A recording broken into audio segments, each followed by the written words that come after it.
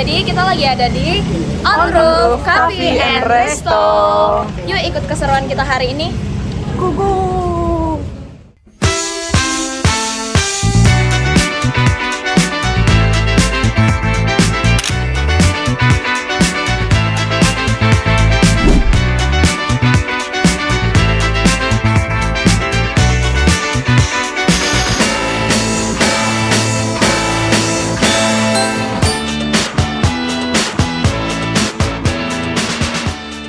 Selamat sore Mas, kenalin aku Rahma. Kami dari Trisakti School of Management.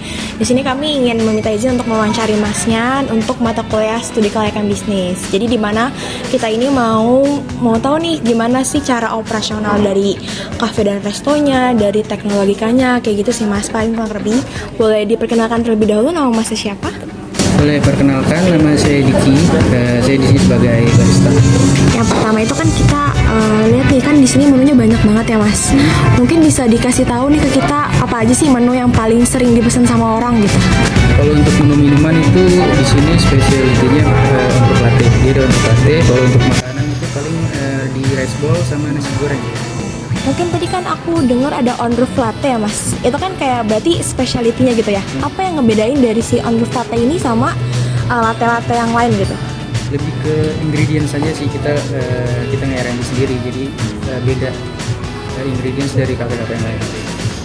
Gimana sih menurut Mas nih tata letak dari Mas kerja gini, apakah udah cukup efisien untuk mendukung kerja Masnya gitu?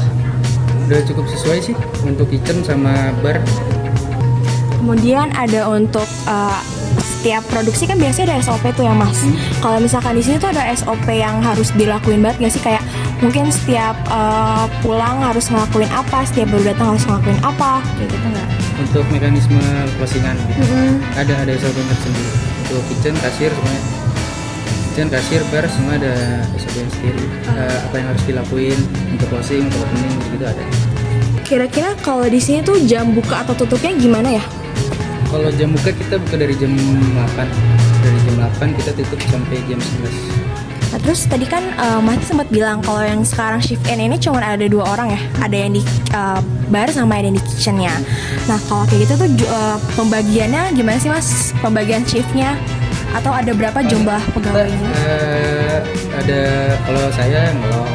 Kalau di kitchen mungkin ada yang bantu backup dari tim kitchennya karena terkait ada yang sakit, izin gitu-gitu.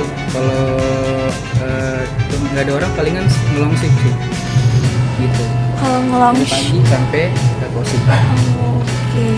Tapi biasanya kalau satu shift itu berapa jam atau berapa orang gitu? Kalau satu shift idealnya di bar itu 2 orang. Kita jam kerjanya sampai 9 jam, 1 jam istirahat. Berarti kira-kira total pegawai di sini tuh ada berapa ya Mas? Total pegawai kurang lebih 10 kali, 10 orang. Banyak ya. Lumayan. Nah, itu kan banyak ya Mas. Itu tuh kalau misalkan untuk jadwalnya itu sesuai sama yang karyawannya mau atau dari bunda bosnya yang ngatur gitu Mas? Tergantung schedule tuh, tergantung dari headnya masing-masing. Ada head kitchen, head bar itu dia yang buat schedule. Shiftnya dia yang buat. Tapi Masnya bisa request gitu nggak sih? Request libur gitu? Kalau request libur boleh aja, cuman mesti discuss sama timnya mau nggak kira-kira kalau misalnya gue libur di di tanggal segini hari ini, mesti discuss lagi kalau Aku cuma mau nanya, di sini kan pasti ada bahan baku ya Mas. Bahan baku entah dari kopi atau dari kitchennya. Itu tuh dia biasanya ke kafe ini tuh ada supplier tersendiri nggak sih, atau kayak belanja ke pasar terus kayak tiap hari beda-beda gitu? kita punya supply sendiri, ada vendornya juga. Jadi kita nggak buat yang bahan benar-benar mentah di sini. Paling ada beberapa kayak ya mungkin kayak bubur tuh ya, mungkin bubur kita buat sendiri dari nasi, beras, nasi, bubur gitu kita buat sendiri. Sisanya vendor. Kalau di sini tuh ada promosi di online gitu nggak ya? Promosi di online ada sih. Punya Instagram atau TikTok gitu ya? Instagram kita ada On Roof. Namanya ini ya Mas, F&B ini kan biasanya sering banget ada kritik atau komplain dari customer, entah kurang asin, entah kemanisan atau gimana. Nah itu tuh cara Masnya untuk nanganin tuh kayak gimana? Kalau misalnya ada komplainan gitu ya paling kita minta maaf, kita dengerin dulu keluhannya apa. Terus kalau misalnya nasi goreng asin atau apa ya kita langsung gantiin baru aja gitu. Kita sebisa mungkin hindarin customer komplain. Paling gitu sih caranya. Berarti dari kita cukup sih mas. Oke. Ya, terima kasih banyak ya mas. Selamat sore.